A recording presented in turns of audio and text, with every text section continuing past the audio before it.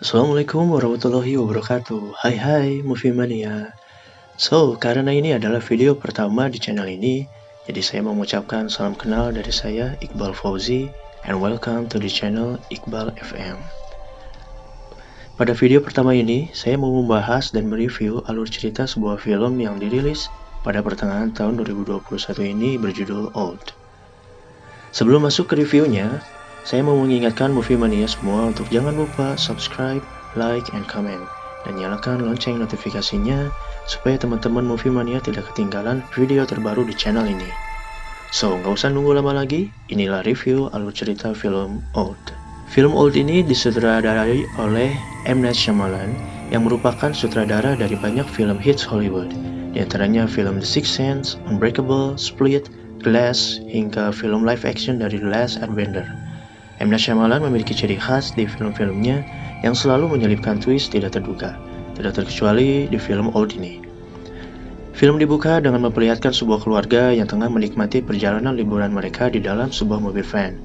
Keluarga ini terdiri dari sang ayah bernama Guy, sang ibu bernama Priska, dan kedua anak mereka, Maddox dan Trent. Ketika mereka sampai di tempat liburan mereka, yaitu sebuah resort yang bernama Anamika Resort, keluarga ini langsung disambut dengan ramah oleh pihak manajemen resort. Lalu seorang pelayan bernama Madrid menghampiri dan menyambut mereka dengan memberikan minuman koktail. Lalu dia pun mengajak Trent dan Maddox ke tempat minuman yang tersedia untuk anak-anak. Sambutan hangat ini sempat membuat Priska kaget karena dia bisa menemukan resort ini secara online saja. Di tempat lain, Trent dan Maddox yang sedang mencari minuman tersengaja bertemu dengan seorang anak yang bernama Idlib, yang merupakan keponakan dari manajer resort tersebut. Lalu setelah menyimpan barang-barang mereka di kamar, Trent dan Maddox tak sabar untuk berenang karena kebetulan resort itu berada dekat dengan pantai. Di sini kita bisa melihat kebahagiaan yang dirasakan oleh anak-anak, namun hal berbeda justru terlihat pada Priska yang nampak sedang memikirkan sesuatu. Di pantai kita diperlihatkan dengan keakraban dari Trent dan Idlib. Keduanya dengan cepat berteman dan menjadi akrab. Hal berbeda justru ditunjukkan oleh orang tuanya. Pada malam hari, Guy dan Priska bertengkar hebat, dan dari pertengkaran itu bisa diketahui bahwa mereka berencana untuk bercerai. Lalu Trent pun berusaha mengalihkan perhatiannya dengan bermain memecahkan kode-kode rahasia yang diberikan oleh Idlib. Keesokan harinya, kita diperlihatkan kepada keluarga lain yang terdiri dari pasangan suami istri, seorang wanita tua dan anak kecil yang sedang memesan makanan. Lalu scene pun berganti menuju manajer resort yang memberitahu Guy dan keluarganya mengenai pantai pribadi yang lokasinya terpencil dan dikelilingi oleh bebatuan. Dia pun menawarkan Guy dan keluarganya untuk berkunjung ke sana. Mereka pun dengan senang hati menerima penawaran itu. Lalu tiba-tiba seorang pengunjung wanita mengalami kejang-kejang.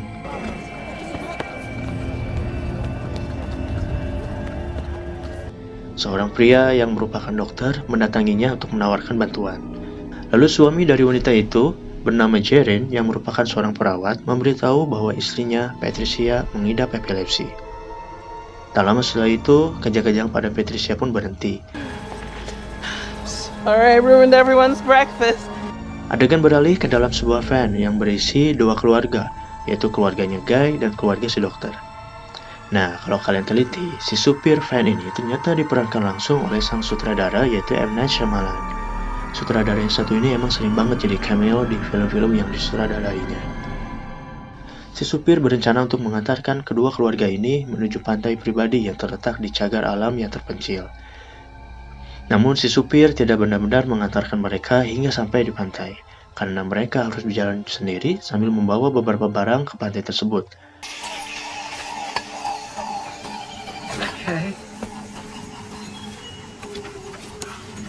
Okay. Hingga akhirnya mereka sampai di pantai pribadi itu, dan benar saja, tidak terlihat siapapun di pantai itu. Meskipun akhirnya terlihat seorang laki-laki yang sedang duduk terdiam di sana. Lalu Maddox pun mengenali laki-laki itu sebagai seorang rapper bernama Midsize Sedan. That's Midsize Sedan. What? He's a rapper. Di sini terlihat semua orang menikmati momen di pantai. Ini terutama tiga anak yang ada di sana, yaitu Trent, Maddox, dan Clara. Hingga hal mengejutkan terjadi ketika Trent sedang bermain petak umpet dan bersembunyi di balik batu. Tak sengaja, Trent menemukan mayat seorang wanita mengambang di dekat bebatuan. Semua orang terkaget dan melihat mayat tersebut. Mom! What is it? Tak berapa lama kemudian datanglah keluarga ketiga, yakni tak lain tak bukan adalah Jaren dan Patricia. Si dokter pun memberitahu mereka apa yang terjadi di sana. Karena di pantai itu tidak ada sinyal, Jaren berusaha kembali ke dalam hutan untuk meminta bantuan. Namun ketika dia memasuki celah bebatuan, dia merasakan pusing, lalu pingsan dan terbangun kembali di pantai itu. You blacked out. I felt this pressure in my head. Lalu Priska datang dan meminta bantuan Charles agar mau mengecek kondisi anak-anaknya. Priska merasa ada sesuatu yang tidak beres pada anak-anaknya. Ketika Priska dan Charles berusaha mendekati anak-anak, istri Charles berteriak dan memberitahu bahwa ibunya berhenti bernapas. Dan benar saja, wanita tua itu pun meninggal saat itu juga. Scene beralih ke Trent dan Maddox yang sedang berbincang dengan Jaren dan Patricia. Hal yang aneh terjadi ketika Jaren bertanya usia mereka. Jaren menebak usia Trent adalah 11 tahun. Lalu Trent membantah hal itu dan mengatakan bahwa usianya baru 6 tahun. Dan Maddox lah yang berusia 11 tahun. Hal itu tentu membuat Jaren dan Patricia kebingungan. Karena mereka merasa Trent tidak terlihat seperti seorang anak yang berusia 6 tahun. Hal aneh selanjutnya terjadi ketika Priska mendatangi mereka. Anehnya, Priska bahkan tidak bisa mengenali Trent dan Maddox. Dan benar saja, kini terlihat Trent dan Maddox sudah berbeda dari sebelumnya. Keduanya seolah tumbuh dengan cepat hingga tidak bisa dikenali oleh ibunya sendiri. Tuh, bisa dilihat kan perbedaannya. Padahal, mereka baru beberapa jam di pantai itu. Namun seolah-olah sudah bertahun-tahun di sana. Sang ayah pun, Guy, merasa aneh dan tidak bisa mengenali anak-anaknya yang bisa tumbuh begitu cepatnya. Lalu terlihat si rapper melarikan diri menuju bebatuan dan dikejar oleh Charles. Ketika mereka berada di celah bebatuan, keduanya merasa pusing dan pingsan seperti Jaren, dan akhirnya terbangun di pantai itu lagi.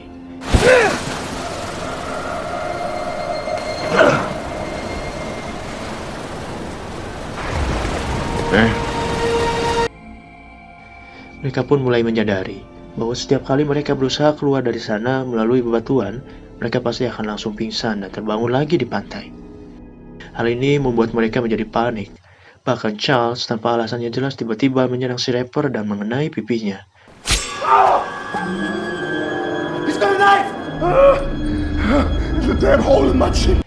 Ketika Jaren mencoba melihat luka di pipi si rapper, entah kenapa luka sayatan di pipinya tiba-tiba seolah sembuh secara sendiri.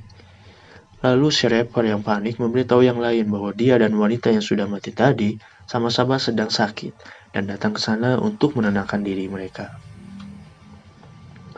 Lalu scene beralih ke Charles yang memeriksa kondisi anaknya itu Kara, yang juga sudah berubah menjadi usia 11 atau 13 tahunan.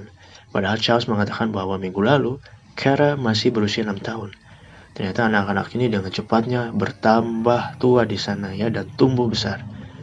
Lalu mereka berdiskusi mengenai kemungkinan untuk keluar dari sana dengan cara berenang, mengitari tebing. Namun kemungkinan untuk berhasil sangatlah kecil dikarenakan jarak yang sangat jauh. Patricia pun mencoba untuk mencari tahu kesamaan dari mereka dan alasan masing-masing dari mereka datang ke sini. Dari pembicaraan inilah bisa diketahui bahwa Charles sering mengalami stres karena pekerjaannya sebagai dokter. Lalu Priska ternyata memiliki tumor jinak di daerah perutnya. Karena Priska mulai merasakan hal yang aneh hingga kesulitan bernafas, Jaren mencoba untuk meriksanya. Alangkah kagetnya, Jaren mengatakan bahwa tumor Priska sudah sebesar bola golf. Hal ini membuat Priska kaget, karena yang dia ketahui tumornya hanya berukuran 3 cm saja. Lalu tiba-tiba Priska pun pingsan. Charles yang memeriksa tumor Priska mengatakan bahwa ukuran tumor itu sekarang sudah sebesar bola softball. Nah, lalu setelah mendapatkan persetujuan dari Guy, Charles pun akan berusaha membedah perut Priska dan mengeluarkan tumornya. Namun, ketika akan mulai membedah, Charles malah mengigau dan mengatakan hal-hal yang tidak jelas sampai Crystal harus menenangkannya. Hingga ketika Charles membedah perut Priska, tiba-tiba luka sayatan pisaunya malah menutup lagi seolah-olah sembuh sendirinya, seperti yang terjadi pada si rapper Brandon. Jaren memberikan ide agar menahan luka sayatannya dengan jari. Hingga akhirnya Jaren berhasil mengangkat tumor itu yang sekarang sudah berukuran sebesar melon. Setelah tumor itu dikeluarkan, Priska pun tersadar dan merasa jauh lebih baik.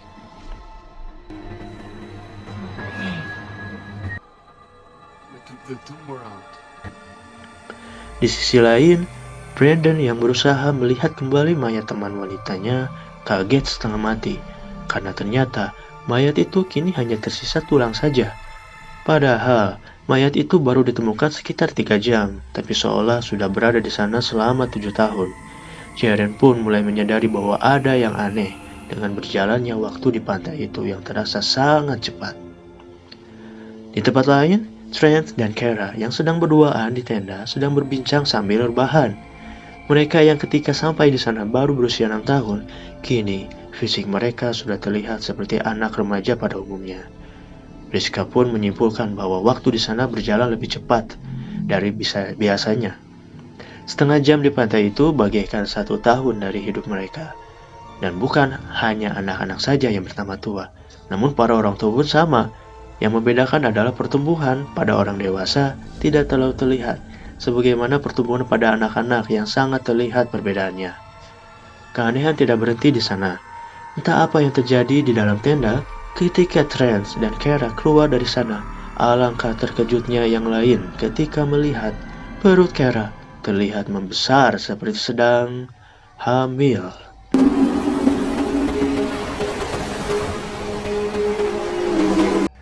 Kepanikan terjadi kepada mereka, terutama Kristal. Ketika momen Kara akan melahirkan, Kristal yang panik mencoba keluar dari sana melalui bebatuan untuk mencari bantuan. Namun percuma saja, dia pun berakhir pingsan dan kembali ke pantai. Hingga akhirnya Kara pun melahirkan bayinya.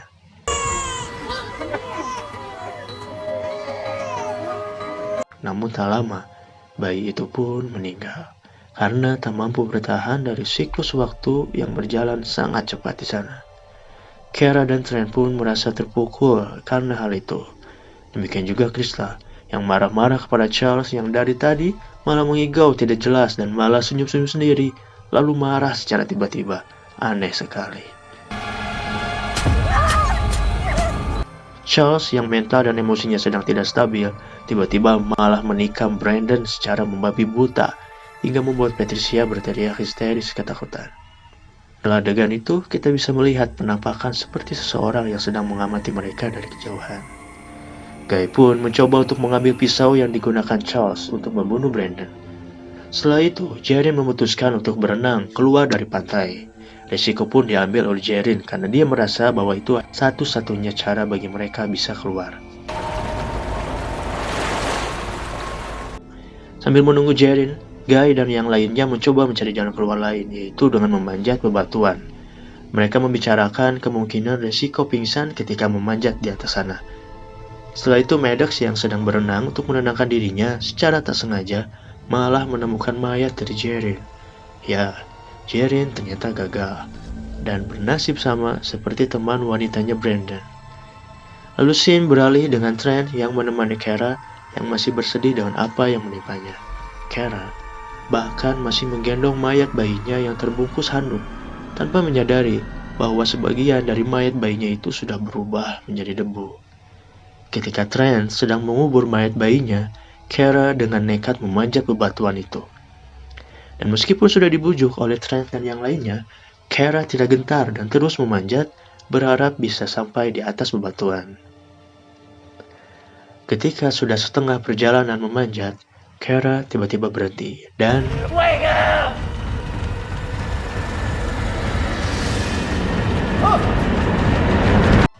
terjatuh.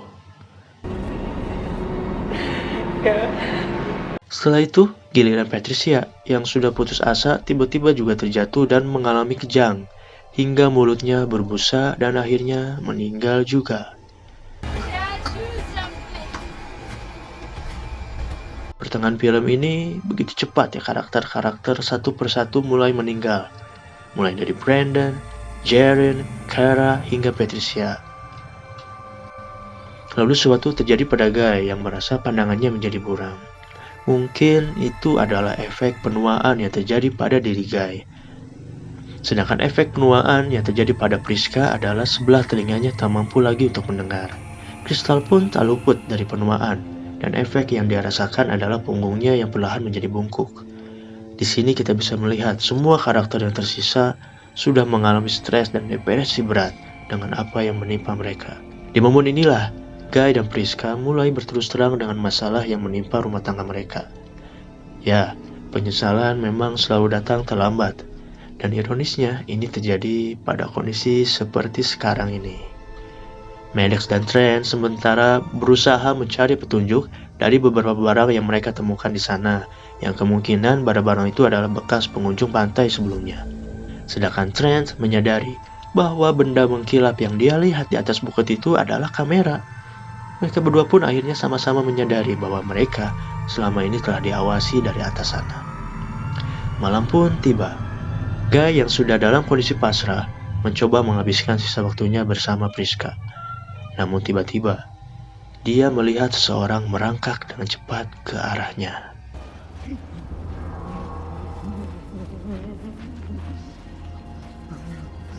Who is that? Priska, who is that? Ternyata itu adalah Charles yang sudah terganggu pikirannya dan mencoba untuk menyerang Guy dengan sebuah pisau.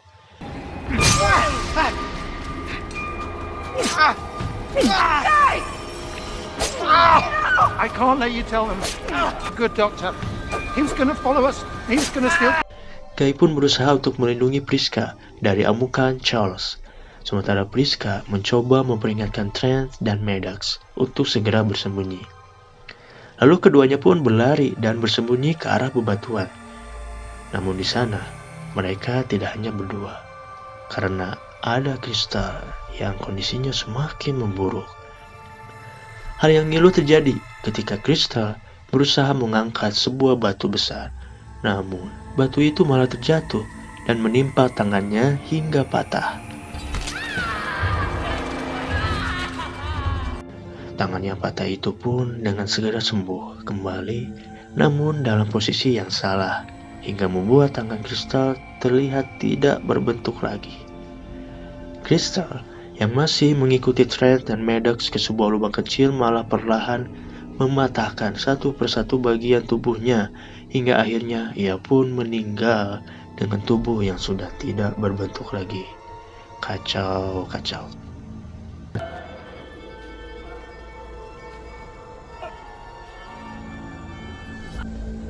Di sisi lain pantai, Charles terus-menerus menyerang Guy, hingga akhirnya Priska berhasil melukai Charles dengan sebuah pisau yang berkarat. Sehingga luka yang diakibatkan oleh pisau ini bukannya sembuh sendiri, namun berubah menjadi infeksi dan menyebar ke seluruh tubuh Charles, hingga akhirnya membuat Charles meninggal juga.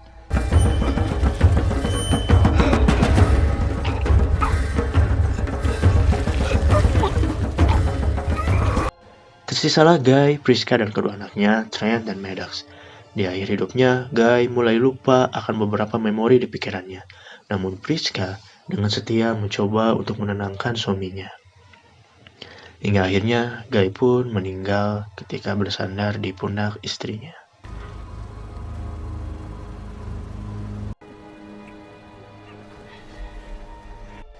Priska yang bersedih perlahan mencoba untuk bangkit dan berjalan menuju sisi pantai. Karena tak mampu hidup tanpa suaminya, Priska pun terjatuh dan meninggal menyusul sang suami.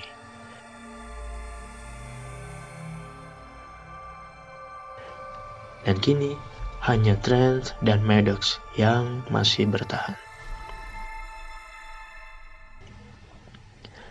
Keesokan harinya, Trent dan Maddox yang terus menua, kini fisiknya sudah seperti ayah dan ibunya ketika pertama kali datang ke pantai.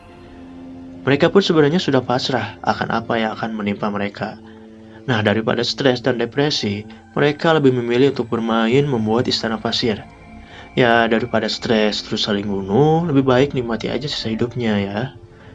Saat itulah, Trent teringat akan pesan rahasia yang dikirimkan oleh Idlib yang belum dia pecahkan.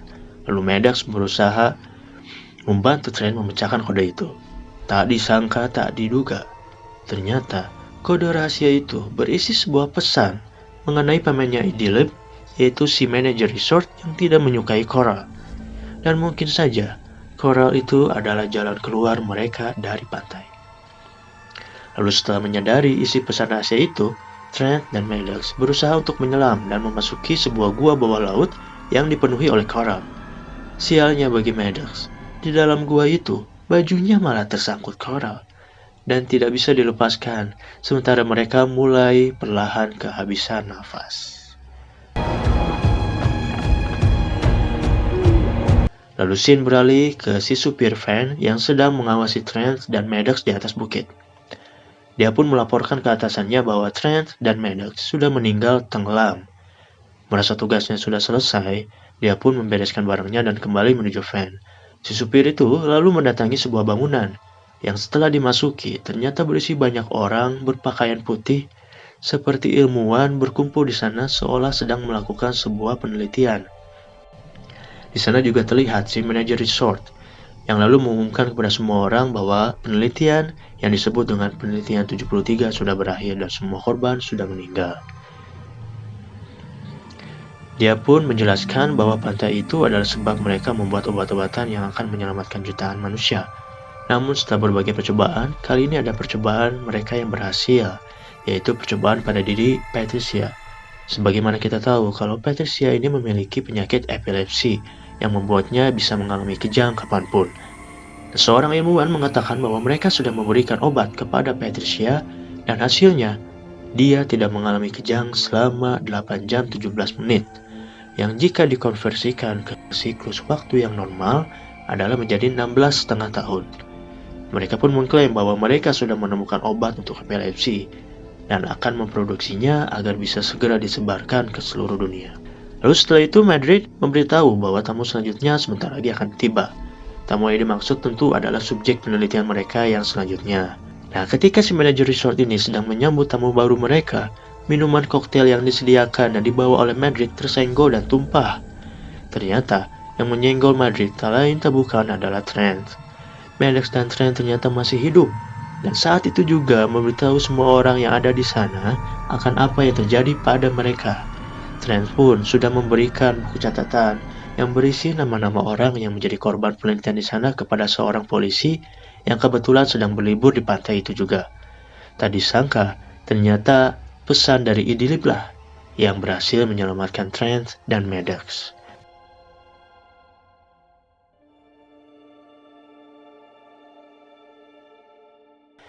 Film pun diakhiri dengan Trent dan Maddox yang menaiki helikopter menuju bandara, di mana di sana bibi mereka sudah menunggu untuk menjemput mereka. Scene pun mengarah kembali ke pantai itu dan film pun berakhir. So guys, itulah dia alur cerita dari film Old. So gimana, keren gak? Jadi buat kalian yang masih bingung sama filmnya, intinya resort itu hanyalah kedok bagi perusahaan Warren & Warren untuk melakukan penelitian mencari obat dari berbagai macam penyakit. Mereka mencari orang-orang yang sedang sakit untuk datang ke resort itu, lalu ditempatkan di pantai misterius itu sebagai subjek penelitian. Namun belum jelas kenapa di pantai itu siklus waktu berjalan sangat cepat, meskipun sempat disinggung bahwa hal itu terjadi secara alami saja. So, penelitian yang berkedok menyelamatkan jutaan jiwa dengan mengorbankan beberapa orang yang memiliki penyakit adalah tujuan dari perusahaan ini. So guys, itulah dia pembahasan dan review alur cerita film Old yang dirilis pada tahun 2021 ini. Semoga bisa menghibur kalian, dan buat kalian yang masih penasaran sama filmnya, bisa langsung aja nonton lagi ya filmnya. Akhir kata, saya Iqbal Fauzi undur diri. Sampai jumpa lagi di video review film selanjutnya. I'll see you soon and sayonara.